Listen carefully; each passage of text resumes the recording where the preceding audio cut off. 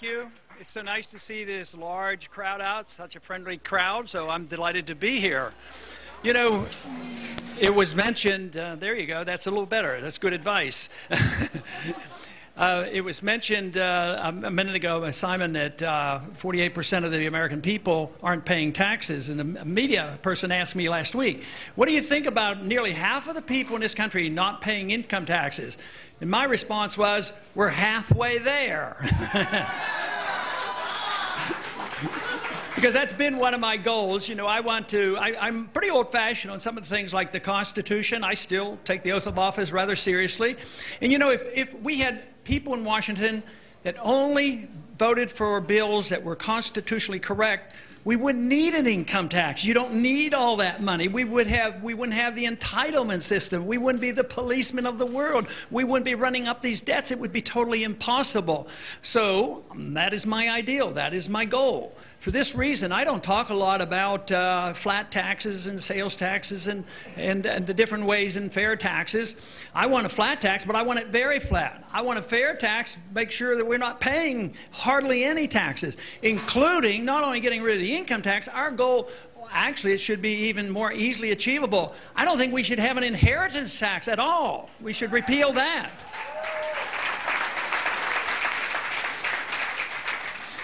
But our problem is government is too big.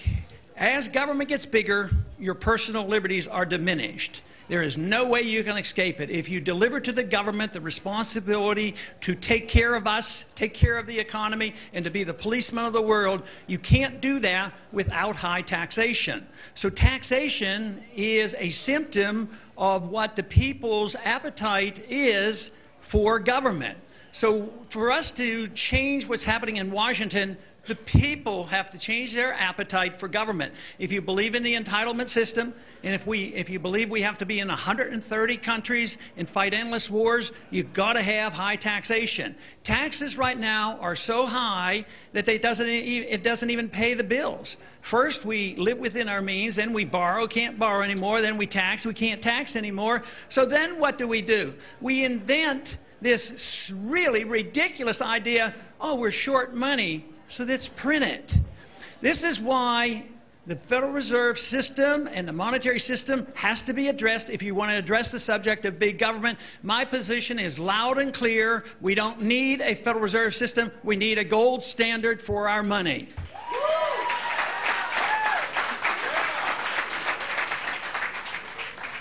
If we had a government that honored that, government would be limited in size, because if the Federal Reserve couldn't print money, interest rates would go up and the Congress would have to cut back spending. It would be self-regulating. But unfortunately, we don't have that.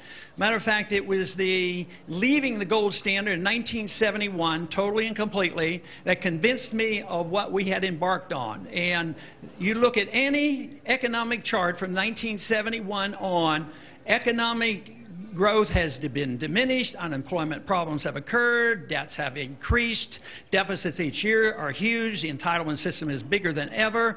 So it is a result that there are no restraints. The appetite for spending just is endless, and unfortunately, we as members of Congress have been rewarded for it because the people's appetites are satisfied. But guess what? We live in a different world today. It's a different world where everybody's challenging the entitlement system. I challenge the entitlement system, but not nipping at the edges. I challenge it on principle. I do not believe entitlements are rights, and we have to get back to understanding what rights are. You have a right to your life. You have a right to your liberty. You ought to have a right to keep what you earn. But people who claim they're entitled to something does not mean they have a right to what you earn.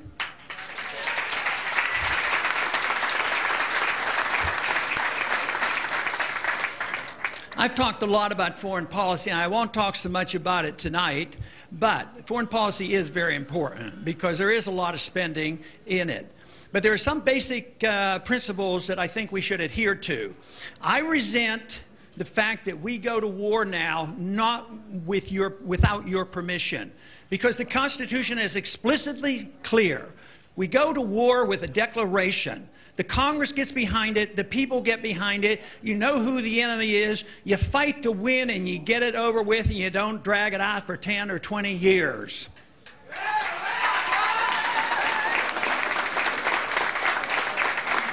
And the other thing I resent is the method that we go to war. We don't even ask the Congress anymore. We ask the United Nations. We go to the United Nations and get a resolution. Then we go to NATO, and NATO organizes. We become marching troops for NATO. I don't like that internationalism. I don't even believe we should be in the United Nations and taking orders from the United Nations.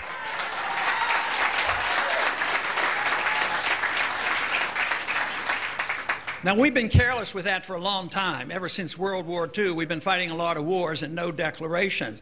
But this last one, this Libya, is really an affront to our dignities, because we went to war there with the president just flaunting us and saying, I don't need to talk to you, not even a token resolution. But the tragedy is that the Congress really hasn't stood up to the president. So the president goes to war. He says, it's no big deal. I get my orders from NATO, and we're going in there, and it's for all kinds of reasons. But I tell you what, if we knew and understood what national sovereignty meant, we wouldn't succumb to this. We wouldn't allow this to happen. We would act within the confines of the Constitution. But I can look at the Constitution and the problems that we have and blame the lack of respect for the Constitution on almost everything. If we got into this mess by little respect for the Constitution, getting back to a dignified economy and common sense, why don't we just obey the Constitution once again? That would solve so many of our problems.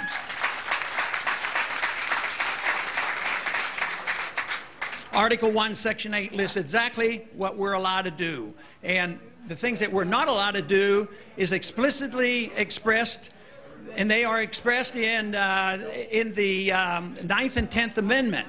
So those powers and rights that are given to the government, that aren't given to the government, they are left for the states. I believe very strongly that the states need to express themselves and to say that they have the responsibility. We in the states should be dealing with this, and we shouldn't be deferring to the federal government all the time, because if you want regulations, the regulations can be local. What about education? How long have we been deferring to the federal government on education?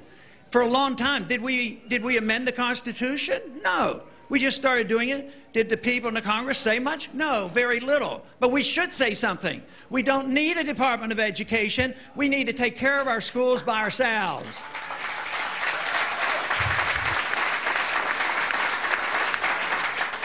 Now, we have a lot of problems. I have a lot of goals, and some people say they're idealistic. But if you don't have ideals, you're not going to go very far, so you have to set some goals.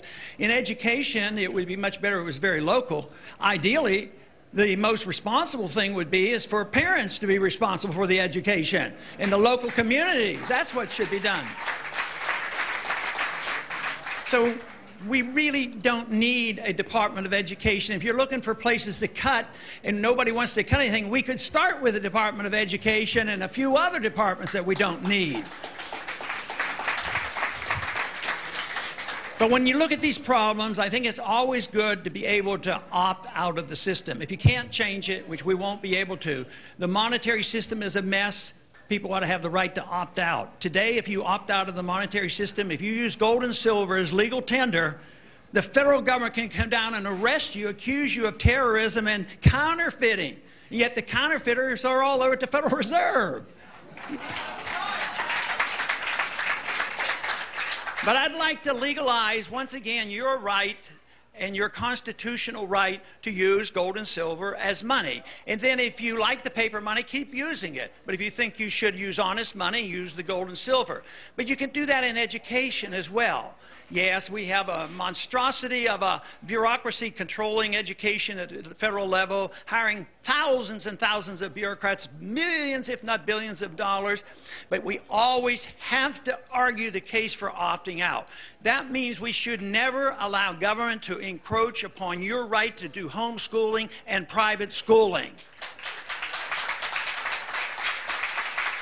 Also in medicine. Yes, I would like to opt out of Obamacare. I'd like to get rid of Obamacare. But you ought to be able to opt out of the whole system. Why can't you opt out of all government system? Why don't we stay pat as Republicans for these medical savings accounts so we can put our money in, pay our own bills, get our tax deduction, and buy a major medical policy and just let the government stay out of our lives? I'd like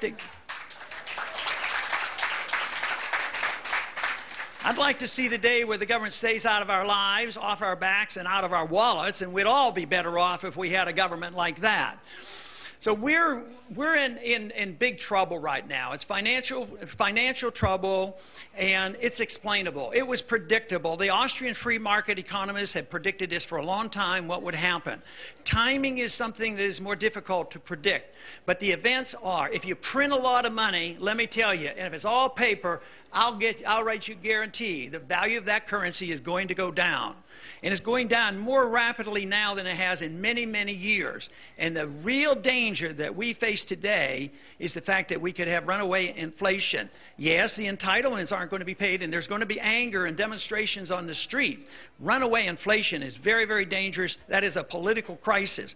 So we need to address this subject of the deficit and the debt and the spending and all that we do, because when you have chaos, what happens is people are too anxious and saying, oh, we need more government to take care of us, make us safe. Believe me, I have come to the firm conclusion that sacrificing your liberty to be more safe doesn't work. You sacrifice it, but you are never more safe. We need to protect our liberties. That's what our goal should be.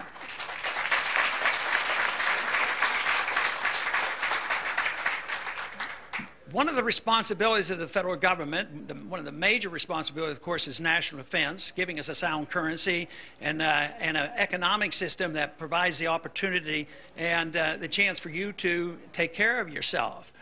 But we need to reemphasize this like we have never emphasized it before. We have to know what we believe in. We can't say, well, we want a little bit of freedom here and a little bit of freedom here and think that's going to work. We have to know what our goal is, and the purpose of all political action, from my viewpoint, should be the protection of liberty, not for running your life, not for running the economy. A president or a Congress does not know how to run the economy. They don't know how you should spend your money. They don't know what your spiritual values are. The government shouldn't be involved in that. So the sooner we learn that lesson, the faster we can shrink this budget and the deficit.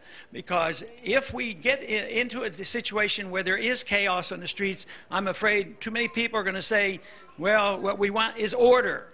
Well, I'll tell you what, the best order in a free society, and the only way you can be protected, is not by having more policemen, not by having more federal agents with guns that come in who are all illegal anyway. What you need is a firm understanding and a conviction on how the Second Amendment works to protect you in a physical manner.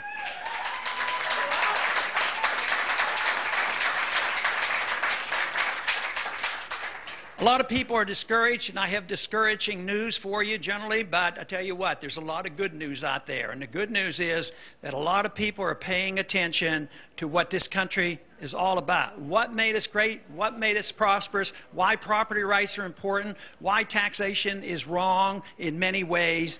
And people are thinking about it. The young people especially are talking about this and very interested in studying Austrian economics, studying and understanding why we shouldn't have a Federal Reserve System and why the Constitution is so important. So that is where I get my encouragement. And also, I believe that people are thinking this way because now it's down to only 17% that believe our federal government is acting within the confines of what they are permitted to do. The very large majority are disgusted with all. They're upset and they're angry and they're looking for answers. The answers aren't strange. They're not new. I didn't invent them. But we tested them better than any other country ever. We tested them for a couple hundred years, but for the last 50 to 80 years, we have allowed it to slip. We've lost our confidence. We've lost our determination to study and understand how free markets work. And people give us a bad rap. The conservatives and the constitutionalists and Republicans, we get a bad rap because they say we don't care. We don't have any compassion. We don't care about our fellow man. And the truth is, if you are truly compassionate, you will always opt for the free market and freedom and property rights. Because look at history. The prosperity has always come with the greater freedom.